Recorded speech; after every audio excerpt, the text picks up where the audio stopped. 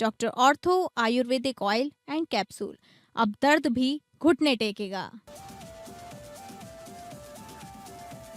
अमेरिकी राष्ट्रपति Donald Trump पर हुआ हमला। होटल हिल्टन में व्हाइट हाउस कॉरेस्पॉन्डेंट डिनर के दौरान फायरिंग। सुरक्षा कर्मियों ने ट्रंप को सुरक्षित बाहर निकाला। हमलावर कोल टॉमस एलन गिरफ्तार। ट्रंप ने कहा अमेरिका के संविधान पर हमला हुआ। 2024 में भी चुनाव से पहले ट्रंप पर चली थी गोली। अमेरिका से बातचीत नहीं करेगा ईरान। अमेरिकी अधिकारियों से बिना मिले लौटे ईरानी विदेश मंत्री। अमेरिकी अधिकारियों का पाकिस्तान दौरा रद्द। ट्रंप बोले ईरान में फैसले कॉल ले रहा साफ नहीं। उधर इजरायल ने लेबनान पर फिर किया हमला।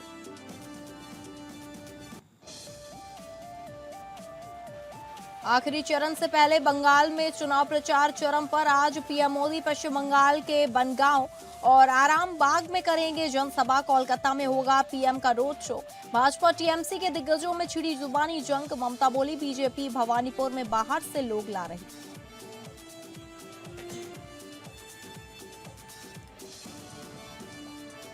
नमस्कार, आप सभी का स्वागत है टॉप अपडेट्स में और मैं हूं आपके साथ अंकिता सिंह। शुरुआत करेंगे टॉप अपडेट्स की। वॉशिंगटन में सालाना व्हाइट हाउस कॉरेस्पॉन्डेंट डिनर के दौरान फायरिंग हो गई। इस कार्यक्रम में अमेरिकी राष्ट्रपति डोनाल्ड ट्रंप, पत्नी मेलानिया और उपराष्ट्रपति जेडी वैंस समेत कई बड़े अफसर मौजूद थे। हमलावर ने होटल के वॉलरूम से बाहर फायरिंग की। ट्रंप और गेस्ट वॉलरूम के अंदर थे।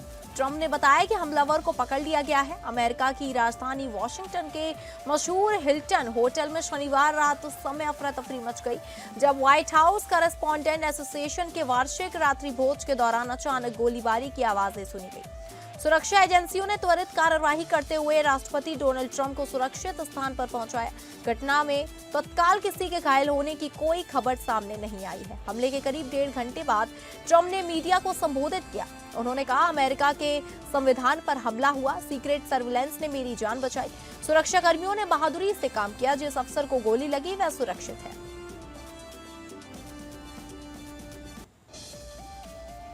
ईरान के विदेश मंत्री अब्बास अरागची इस्लामाबाद से अमेरिकी अधिकारियों से बिना मिले ही लौट गए। उन्होंने अपने दौरे के दौरान पाकिस्तान के प्रधानमंत्री शहबाज शरीफ, आसिम मुनीर और अन्य अधिकारियों से मुलाकात की रिपोर्ट की। वही रिपोर्ट के मुताबिक अरागची ने पाकिस्तान को ईरान की शर्तें और अमेरिकी मांगों पर अपनी आपत्तियां भी सौंपी हैं। ईरान ने अमेरिका से सीधे बातचीत करने से इनकार कर दिया है। विदेश मंत्रालय के प्रवक्ता इस्माइल बगेई ने कहा कि ईरान अपनी बात पाकिस्तान के जरिए ही अमेरिका तक पहुंचाएगा। इसी बीच अमेरिकी राष्ट्रपति डोनाल्ड ट्रंप ने अपने दूत स्टीव विटकॉफ और दामाद जैरेड कुशनर का पाकिस्तान दौरा रद्द कर दिया। ये दोनों ईरान से बातचीत के लिए इस्लामाबाद जाने वाले थे। ट्रंप ने कहा अगर ईरान बातचीत करना चाहता है तो वह खुद अमेरिका से संपर्क कर सकता है। अमेरिकी राष्ट्रपति डोनाल्ड ट्रंप ने कहा कि ईरान में फैसले कौन ले रहा है यह साफ नहीं है। उन्होंने ईरान से बातचीत के लिए पाकिस्तान जाने वाले अपने दूत स्टीव विटकॉफ और जैरेड कुशनर का दौरा रद्द कर दिया।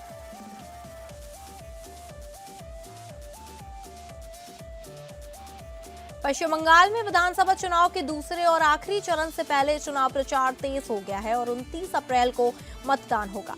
कानून व्यवस्था की स्थिति बनाए रखने के लिए सुरक्षा बल तैनात किए गए हैं। वहीं चुनाव प्रचार के लिए भाजपा दिग्गज नेता अब मैदान में उतर चुके हैं।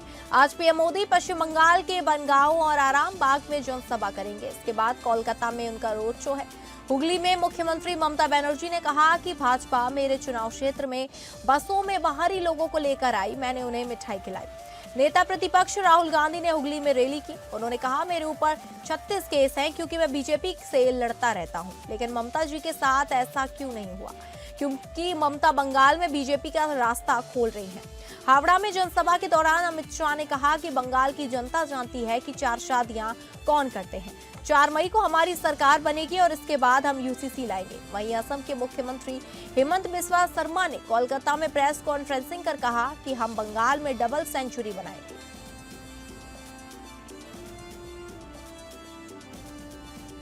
पश्चिम बंगाल विधानसभा चुनाव 2026 के रण में उत्तर प्रदेश के मुख्यमंत्री योगी आदित्यनाथ ने नदिया की धरती से ममता बनर्जी और टीएमसी सरकार पर अब तक का सबसे तीखा हमला बोला है। योगी ने शुभेंदु अधिकारी पर हुए हमले का जिक्र करते हुए टीएमसी को खुली चुनौती दी और कहा कि 4 मई को नतीजे आने के बाद उन्हें छुपने की जगह नहीं मिलेगी। योगी ने बंगाल के गौरवशाली इतिहास को याद दिलाते हुए स्वामी विवेकानंद, नेताजी सुभाष चंद्र बोस और चैतन्य महाप्रभु की विरासत पर बात की और आरोप लगाया कि टीएमसी ने इस पावन धरा को आतंक और भ्रष्टाचार का प्रतीक बना दिया है। क्या 2026 में बंगाल के केसरिया झंडा लहराएगा?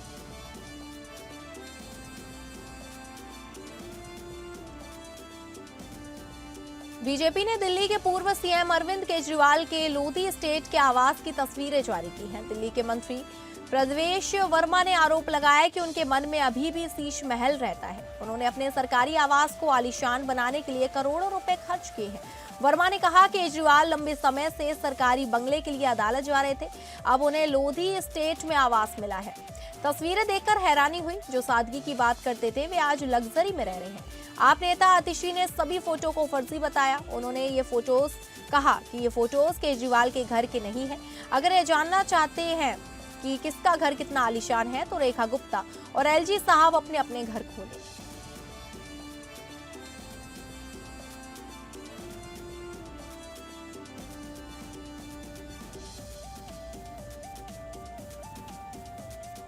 सीएम हेमंत सोरेन ने रांची स्थित अपने आवासीय कार्यालय में उच्च स्तरीय बैठक कर राज्य में निवेश और औद्योगिक विकास को गति देने पर जोर दिया। इस दौरान उन्होंने वर्ल्ड इकोनॉमिक फोरम डेवोस और ब्रिटेन की हालिया यात्रा के दौरान इसके बाद निवेश से जुड़े कार्यों की प्रगति की समीक्षा की। बैठक में अधिकारियों ने दौरे के दौरान हुए एमओयू और निवेश प्रस्तावों की विस्तृत जानकारी प्रस्तुत की। समीक्षा के बाद मुख्यमंत्री ने निर्देश दिया कि इन समझौते को जल्द धरातल पर उतारने के लिए ठोस और समयबद्ध कार्य योजना बनाई जाए।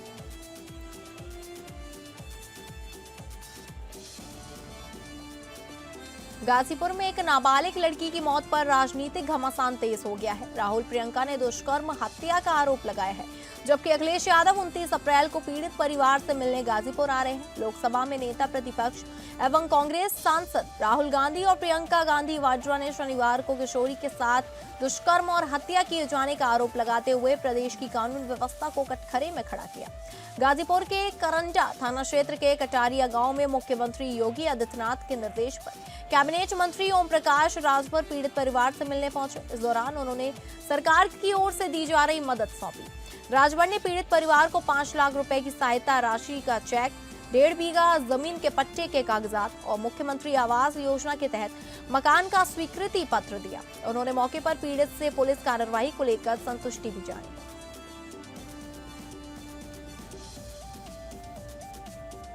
बदायूं के थाना सैसवान क्षेत्र के ब्रह्मपुर गढ़ी गांव का रहने वाला संजू का गांव के बाहर खेत में शव मिला। सूचना मिलते ही पुलिस मौके पर पहुंच गई। पुलिस ने संजू के शव को कब्जे में लेकर पोस्टमार्टम के लिए भेजा है। फिलहाल संजू के शव का पोस्टमार्टम कराया गया है। वहीं परिजनों का कहना है कि संजू के गले पर निशान है। ऐसा महसूस होता है कि उसका गला दबाया गया है। फिलहाल पुलिस मामले की जांच कर रही है।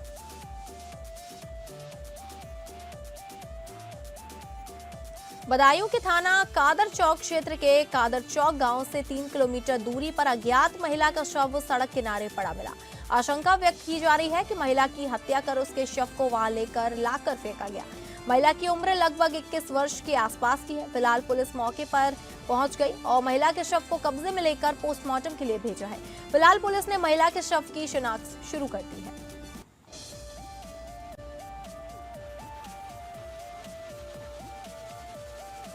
बदायूं के थाना सिविल लाइंस क्षेत्र के न्यू आदर्श कॉलोनी के रहने वाले रवि यादव के घर पर राम छबीला थाना रसला जनपद बलिया 8 माह से किराए पर रह रहा था। वह पहले रोडवेज डिपो में संविदा पर कार्य करता था, लेकिन अब उसने सोलर प्लांट की कंपनी में कार्य करना शुरू कर दिया था। 23 अप्रैल को रवि ने उसकी तबीयत खराब होने पर जिला अस्पताल में भर्ती कराया था।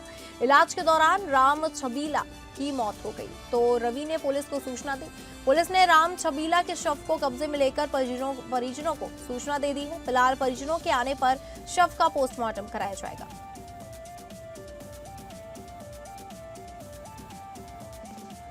बदायूं के थाना जरीफ नगर क्षेत्र के वजीरपुर गांव का रहने वाला राजेश ट्यूबवेल पर गया था कि ट्यूबवेल पर जंगल में राजेश ने लकड़ी के बल्ले पर फांसी का फंदा लगाकर आत्महत्या कर ली। परिजन जब सुबह ट्यूबवेल पर गए तो राजेश का शव लटका हुआ था, तो उन्होंने पुलिस को सूचना दी। पुलिस ने राजेश के शव को कब्जे में लेकर शव का पोस्टमार्टम कराया है। फिलहाल परिजन हत्या की आशंका व्यक्त कर रहे हैं।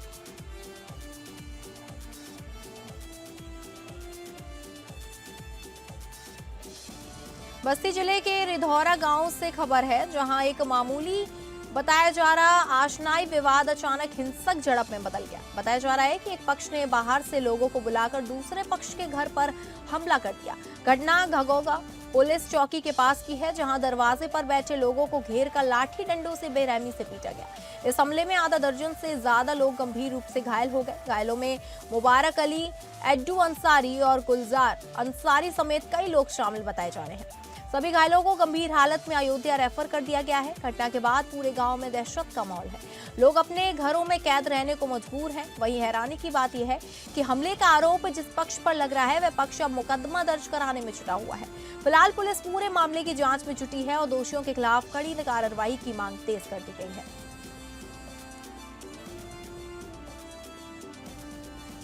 झांसी के मऊरानीपुर क्षेत्र में अवैध बालू खनन थमने का नाम नहीं ले रहा है। एक ओर पुलिस कार्रवाई कर रही है तो दूसरी ओर खनन माफिया नए तरीके अपनाकर सिस्टम को चुनौती दे रहे हैं। वहीं देवरी चौक की पुलिस ने कार्रवाई करते हुए एक महिंद्रा ट्रैक्टर को अवैध बालू का परिवहन करते हुए पकड़ लिया और उसके खिलाफ कार्रवाई अमल में लाई। लेकिन दूसरी तरफ चुरारा गांव में बालू माफियाओं ने खनन का नया तरीका अपना लिया। रात में बालू निकालकर गांव के आसपास डंप कर दी जाती है, फिर दिन में ट्रैक्टरों के जरिए उसे आसानी से ठिकाने लगाया जा रहा है। ऐसे में सवाल उठता है कि आखिर कब तक अवैध खनन माफिया प्रशासन को चुनौती देते रहेंगे और इस पूरी तरह से लगाम लगेगी। वहीं अब इस संबंध में मऊरानीपुर उप जिलाधिकारी श्वेता साहू ने जानकारी चाही तो उन्होंने उक्त अवैध खनन पर खनिज विभाग को कार्रवाई करने के निर्देश देने की बात कही। कानपुर जिलाधिकारी जितेंद्र प्रताप सिंह के निर्देश पर जनपद में शुद्ध एवं सुरक्षित खाद्य सामग्री उपलब्ध कराने के उद्देश्य से खाद्य विभाग का सघन अभियान जारी है। इसी क्रम में नौबस्ता क्षेत्र के भूरेपुरवा राजेंद्रपुरम स्थित एक अवैध मोमोज एवं चटनी निर्माण इकाई पर छापेमारी की गई। खाद्य सुरक्षा अधिकारी सोमनाथ कुशवाहा एवं डॉक्टर देवेंद्र सिंह आजाद की टीम ने जब प्रतिष्ठान का निरीक्षण किया तो वहां अत्यंत गंदी, अस्वच्छ और अस्वास्थ्यक परिस्थितियों में मोमोज और चटनी तैयार की जा रही थी। हालात की गंभीरता को देखते हुए टीम ने तत्काल प्रभाव से इकाई को बंद करा दिया। कार्रवाई के दौरान दुर्गंध युक्त मोमोज और रंगीन चटनी के नमूने जांच के लिए राजकीय प्रयोगशाला भेजे गए। वहीं मौके पर ही लगभग 20 किलोग्राम मोमोज और 20 लीटर चटनी को नष्ट कराया गया। खाद्य विभाग ने साफ कर दिया कि कानपुर नगर में मिलावटी और अस्वच्छ खाद्य पदार्थ बनाने वालों के खिलाफ आगे भी इसी तरह सख्त कार्रवाई जारी रहेगी।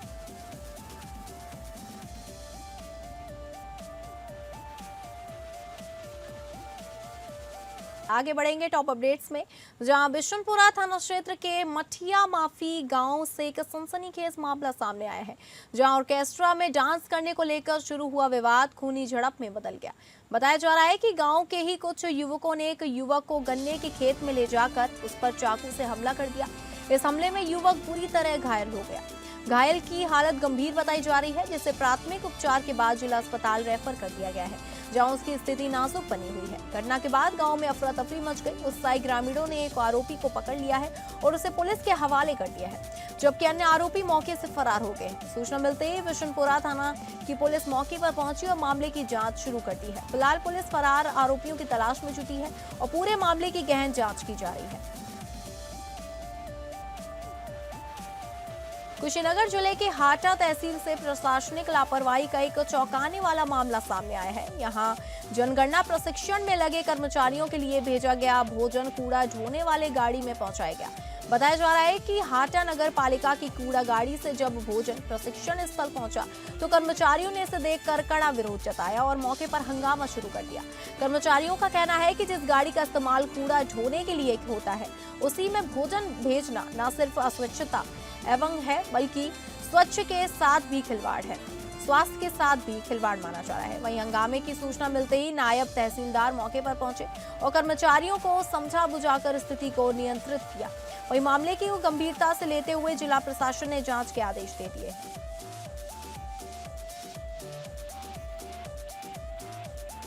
उत्तर प्रदेश में भीषण गर्मी और लू का प्रकोप जारी है। मौसम विभाग के अनुसार 27 अप्रैल तक प्रदेशवासियों को गर्मी से कोई राहत मिलने के आसार नहीं है।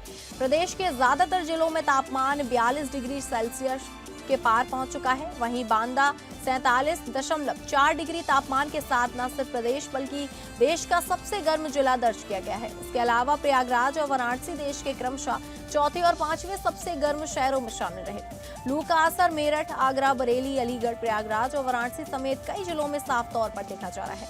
हालांकि 28 अप्रैल से मौसम में बदलाव की संभावना जताई गई है। पश्चिमी विक्षोभ के सक्रिय होने के चलते पश्चिमी उत्तर प्रदेश से बारिश का सिलसिला शुरू होगा, जो धीरे धीरे पूर्वी यूपी तक पहुंचेगा।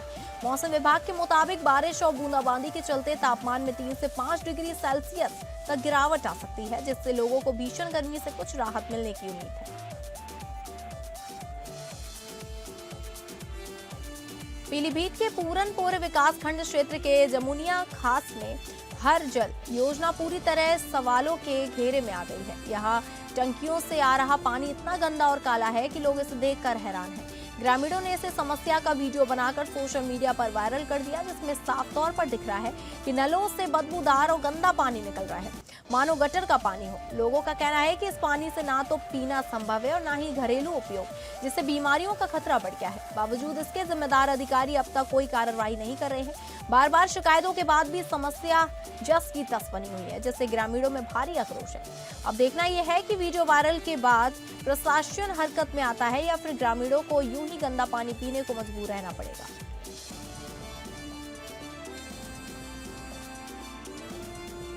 पीलीभीत के टाइगर रिजर्व में उस समय पर्यटकों के बीच रोमांच की लहर दौड़ गई जब जंगल सफारी के दौरान 2 सांपों का जोड़ा खुले रास्तों पर लिपटा हुआ दिखाई दिया। यह दुर्लभ दृश्य देखकर पर्यटक हैरान रह गए और कई लोगों ने इसका वीडियो बनाकर सोशल मीडिया पर वायरल कर दिया। बताया जा रहा है कि नजारा रिजर्व के अंदर एक कच्चे मार्ग पर दिखा, जहां दोनों सांप आपस में लिपटे हुए थे। वन्यजीव विशेषज्ञों के अनुसार यह उनका प्रजनन व्यवहार हो सकता है, जो आमतौर पर कम ही देखने को मिलता है। इस अनोखे दृश्य ने न सिर्फ पर्यटकों को रोमांचित किया, बल्कि पीलीभीत टाइगर रिजर्व की जैव विविधता और वन्यजीवों की सक्रियता को भी उजागर किया। वन विभाग ने पर्यटकों से अपील की है कि वैसे नजारों के दौरान दूरी बनाए रखें और वन्यजीवों को परेशान न करें। यह घटना एक बार फिर साबित करती है कि पीलीभीत टाइगर रिजर्व सिर्फ बाघों के लिए ही नहीं, बल्कि कई दुर्लभ जीवों के लिए भी खास स्थान है। प्रयागराज जिले के हंडिया थाना क्षेत्र अंतर्गत कुसारी गांव में उस समय हड़कंप मच गया जब रेलवे ट्रैक के किनारे एक हेड कांस्टेबल का शव बरामद हुआ। मृतक की पहचान अमरनाथ यादव के रूप में हुई है, जो मूल रूप से गाजीपुर के रहने वाले थे। स्थानीय लोगों की सूचना पर पहुंची पुलिस ने शव को कब्जे में लेकर जांच शुरू कर दी है। प्रारंभिक तौर पर आशंका जताई जा रही है कि हत्या के बाद शव को रेलवे ट्रैक के किनारे फेंका गया। घटना के बाद इलाके में सनसनी फैल गई है और पुलिस सभी पहलुओं को ध्यान में रखते हुए मामले की गहन जांच कर रही है। फिलहाल पोस्टमार्टम रिपोर्ट का इंतजार किया जा रहा है, जिसके बाद ही मौत के असली कारणों का खुलासा हो सकेगा। जिलाधिकारी अन्नपूर्णा गर्ग ने जमुना क्षेत्र में गेहूं क्रय केंद्रों का औचक निरीक्षण कर व्यवस्थाओं का जायजा लिया। निरीक्षण के दौरान डीएम कई क्रय केंद्रों पर पहुंची और वहां खरीद प्रक्रिया, व्यवस्थाओं और किसानों को मिल रही सुविधाओं की स्थिति को परखा। इस दौरान उन्होंने किसानों से सीधे संवाद कर उनकी समस्याएं सुनी और मौके पर मौजूद अधिकारियों को त्वरित समाधान के निर्देश दिए। डीएम ने स्पष्ट निर्देश दिए कि क्रय केंद्रों पर पेयजल, छाया, बैठने की व्यवस्था, पार्किंग और अन्य मूलभूत सुविधाएं हर हाल में सुनिश्चित की जाए, ताकि किसानों को किसी भी तरह की परेशानी न हो। उन्होंने गेहूं खरीद में किसी भी प्रकार की लापरवाही न बरतने की सख्त हिदायत दी और पारदर्शिता के साथ खरीद प्रक्रिया संचालित करने को कहा। जिलाधिकारी ने बताया कि सरकार द्वारा गेहूं का न्यूनतम समर्थन मूल्य 2585 रुपए प्रति क्विंटल निर्धारित किया गया है और किसानों से अपील है कि वे अपनी उपज सरकारी क्रय केंद्रों पर ही बेचें।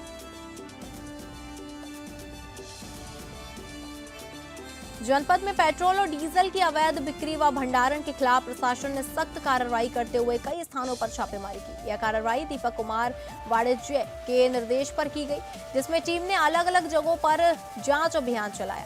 छापेमारी के दौरान करीब 20 लीटर पेट्रोल बरामद किया गया, जो किराना दुकानों में बोतल और जरीकेन में अवैध रूप से रखा गया था। प्रशासन का कहना है कि अवैध रूप से पेट्रोल डीजल का भंडारण और बिक्री न सिर्फ नियमों का उल्लंघन है, बल्कि यह सुरक्षा की दृष्टि से भी बेहद खतरनाक है।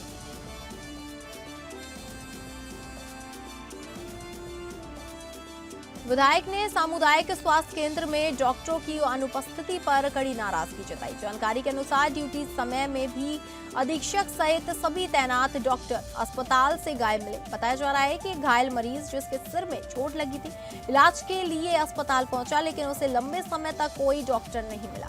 करीब 1 घंटे से अधिक इंतजार के बावजूद जब कोई चिकित्सक उपलब्ध नहीं हुआ तो मामला गंभीर हो गया। सूत्रों के मुताबिक सीएचसी में तैनात अधीक्षक अपने निजी अस्पताल में समय दे रहे हैं, जबकि उन्हें सरकारी अस्पताल में ड्यूटी पर होना चाहिए। इस लापरवाही की जानकारी मिलने पर विधायक खुद अस्पताल पहुंचे और व्यवस्था पर नाराजगी जाहिर की।